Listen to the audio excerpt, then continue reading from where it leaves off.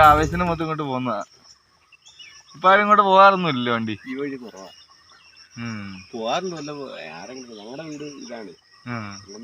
ഞങ്ങളുടെ നാട്ടിൽ വഴിയുണ്ട്.